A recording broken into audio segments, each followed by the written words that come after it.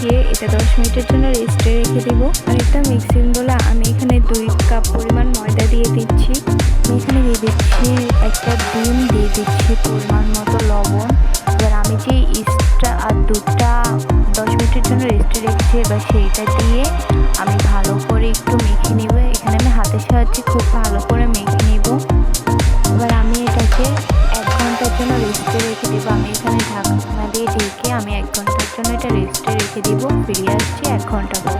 ওটা করে রেখেছিলাম, এবার সেটা থেকে ছোটো ছোটো লিচি কেটে নেব। নেওয়ার পর আমি এখানে এটা একটা পাত্রে সেট করে নেব। নেওয়ার পর আমি 10 মিনিটের জন্য আবারও রেস্টে রেখে দেবো। দেওয়ার পর আমি এবার এটার উপর একটা ড্রিম ব্রাশ করে নেব।